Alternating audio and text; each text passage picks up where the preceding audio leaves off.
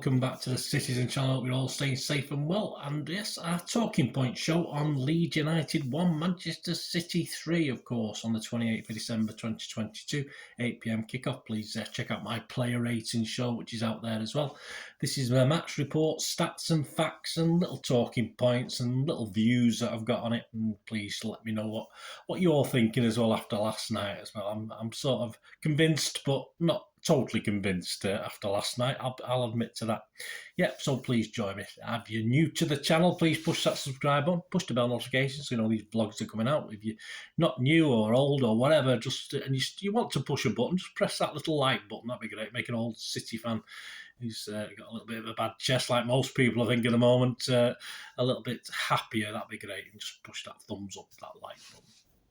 Right, let's have a look at the team last night. I got 8 right, which I'm quite happy with. Edison, Lewis, Akanji, Stones, Aki, Rodrigo, De Bruyne, Gundo, Mahrez, Haaland and Grealish. Ortega, Walker, Phillips, Cancelo, Laporte, Bernardo, Gomez, Foden and Palmer all on the bench. Yes, so the surprises well, not surprises, the big surprise for me was the fact that Bernardo wasn't playing. I did say in the player ratings show, if he doesn't appear against Everton, I will be a little bit worried. But yes, Cancelo and Foden, not a particularly big surprise that they were omitted. Of course, Aki, I'm happy with Aki playing. Gundo, I'm quite happy. And Grealish was a bit of a surprise as well. The ref last night was Stuart Atwell. Yeah, his performance, as most refs, you're not really sure what he's going to allow to go and what he's going to blow up for, do you? 3 yellow cards for each team. Probably it's just a frustrating performance from Atwell, as it is from most referees this stage. You don't really quite know where you stand. As far as VAR is concerned, there was nothing to interest them last night, so that was fine. Mr. Gilley had a quite peaceful evening. Match report, yes, I wasn't happy with the pitch. I mean, obviously, it's up to Leeds how they play their pitch. I just thought the ball wasn't moving as it should on a good quality pitch. That's the only problem. I think it certainly affected Haaland. It may have affected, to some extent, Grealish. And even KDB took just a couple of minutes to get used to it. But once he understood it's like a snooker table. Once he understood what it was, KDB's that quality that he sort of moved it about quite nicely after that. But yeah, I don't think the pitch was great. Let me know, guys. It's just me. No one else has commented. I just thought the pitch wasn't quite right. And as I say, Leeds can play and roll the pitch or not roll the pitch, do what they want. But yeah, I think it affected City's play last night. Let's have a quick scan of the game then. 1 minute, yeah, within 1 minute, I think it's 40 seconds or so, as against Liverpool, a great early chance for Haaland, but he couldn't get it over the keeper. And again, I think the ball didn't quite fall right. He was looking where the keeper was. I think the ball didn't quite travel as far as he'd hoped, which it would have done on a good pitch, and he just didn't quite get it up and over the keeper. But it was a nice ball by Aki. 7 minutes, Lewis feeds KDB down the left channel, but his shot is wide. I think he could have done a little bit better with that. It's early days, but KDB, we've got to make these chances count, certainly in the bigger games. I thought he could have done a little bit better with that shot. 16 minutes, Gundo looked to head a KDB ball, but he doesn't really get a touch on it. Again, I thought he was in a position to get a touch to it, and he just didn't. I thought that was disappointing. 20 minutes, Gundo was wide from distance. 31 minutes, KDB puts Haaland through. But again, he can't beat the keeper. He appears a little bit unable to decide with which foot to shoot with. So obviously he's got his better foot, and I think sometimes he thinks I should do more with my weaker foot. To a lesser extent, I remember myself. I was very right-footed as a player, but I did actually do things with my left foot at times just to put pressure on myself. It didn't always quite work, unfortunately. And I think Haaland gets getting a bit mixed up with what foot to use at the moment. He just instinctively should just use one and leave it at that. I think he's thinking a bit too much. I know he scored a brace of goals, but anyway, that's my thoughts. Let me know what you think. 32 minutes, Grealish, his first real opportunity was well over. I would slightly blame the lie of the ball for that, not so much the ones after this one, but certainly for that one. 34 minutes, is it Gnonto? He's got small man syndrome, hasn't he, that little guy? He's well over the first chance for Leeds. 34 minutes, they were pretty awful first half. 40 minutes, Grealish over again. Yeah, this time he should have done better. A great KDB ball, and there was a pattern evolving with Grealish last night in the first half. 43 minutes, Mahrez fails to connect with a Grealish through ball. Again, to me, he should have, in the same way Gundogan looked as though he should have got his head to that early thing. I think Mahrez is a great ball by Grealish. I think he played it through really well. And again, whether it was the ball or the grass is too long, I have no idea. I just had the feeling Mahrez should have got a toe on it. So, not impressed. 45 minutes again, Grealish clears the bar by inches this time for a ball from Lewis, and that should have been in the net. That was his worst of the three, and it was, as I say, a bit disappointing. But fortunately, as it looked as though we were going to go in at half-time 0-0, frustrated because we should have really been 2 or 3 goals to the good. A nice break. Gundo moves it a lovely move onto KDB, and KDB finds Rodri, who moves on to Mahrez. So nice teamwork, but Mahrez' shot wasn't great. It wasn't fantastic. He didn't put any real pace on it. The keeper sort of didn't, though, was unable to hold on to it. He just palmed it back out. Fortunately, Rodri had kept in and around the area and slid home under the keeper. Again, not the classiest of finishes, but it got there. It got there in the net and sort of rolled over the line at probably about 10 miles an hour as opposed to 50 or 60 miles an hour. But hey, it's 1-0 and we're quite happy with that. City should have really been out of sight that first half. Leeds very, very negative, and I couldn't see them approaching the game in that way in the second half. Now they were a goal behind. 51 minutes into the second half, Grealish nips in on a Leeds error. Fantastic work by Grealish. The Leeds guy was certainly asleep, and he breaks free with Haaland. And of course, all he had to do was make sure Haaland had to make sure he stayed behind. And it was 2-0, and all credit to Grealish, but I don't think there's any way Grealish was going to try and score that goal because his confidence must have been at a low ebb after that first half. 60 minutes, Gundo goes close, and it ends in the corner after a good KDB and a nice chip from Haaland. 62 minutes, Lewis gets a yellow card, a free kick that fortunately didn't come to anything, but was in a dangerous position. 64 minutes, a calm, cool Haaland and Grealish do a little 1-2, and it's 3-0. Keeper gets the hand to Haaland's shot, but it sees it too late to stop it going in the net. And some great work by KDB again in the build-up to that. 68 minutes, Lewis was off, Cancelo was on. 72 minutes, Grealish off, Foden on. 73 minutes, City don't defend a corner. Awful defending from City. Again, this zonal marking.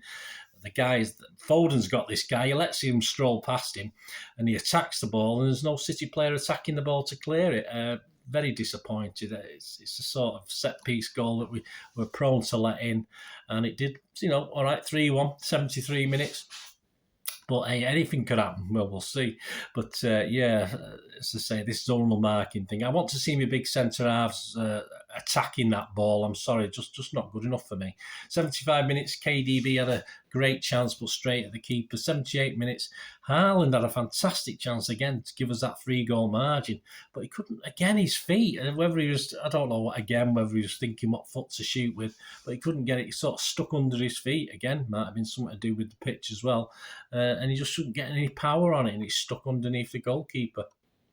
79 minutes, yes, it could have easily been 3-2, and then a game where we should have been comfortable could have been all panic stations, which I think it would have been. Inches from a second, I think Gelhardt's attempt, and Akanji was there, and he just trickled agonisingly past the post. And it certainly would have been at 3-2 would have been an interesting scoreline with 15 minutes to go, which included injury time. 81 minutes, Rodri got a yellow again in a dodgy place. Chance for a free kick for Leeds, which fortunately didn't take advantage of. 88 minutes, Stones blasts over from a corner. 88 minutes, Palmer came on for Mahrez. 92 minutes, Palmer was booked. I think a bit rash from the referee. His first attack, all right, it wasn't great, but come on, he's only just come on the pitch, so not happy with that one. But overall, there you go, 3-1, a deserved win. It certainly wasn't a pitch to play smooth-flowing football, and it didn't suit City's style of play at all, and all credit to Leeds for giving themselves that advantage. But yeah, I think Leeds played a lot better in the second half, but they couldn't have played any worse in that first half. That was even Leeds, I've not seen them that. Then again, we scored 11 goals against them last season. I suppose he had a right to try and stay a bit more defensive, didn't they, in that second half? That first half, until they went a goal behind. The match stats: shots 9 from Leeds, just 1 on target. 26 from City, 26, 9 on target. Possession 69% for City. Passes 303 for Leeds, 690 for City. Pass accuracy 73% for Leeds, only 87 for City. 87, which allows for that sort of press of Leeds, doesn't it? And we see those sort of figures against teams like Liverpool. It's usually 89, 90, 91, but a little bit lower when you've got a team like Leeds who are willing to press. Fouls 11 by Leeds, 14 by City, 3 yellow cards each, 1 offside from City, none from Leeds, and 3 corners for Leeds, 5 from City. The XG philosophy, my thanks at XG philosophy, for Leeds was 0.64, and yes, not unsurprisingly, City's was 4.39, so we didn't quite perform as well as we should have done, and that's obviously reflected in that XG. Our overall record at Leeds in the league now stands: played 55, won 17, drawn 9, and lost 29. So we've still got a bit of catching up to do. And to sum up, yeah, definitely cobwebs blown off. A clean sheet would have been nice, and I would have been far happier.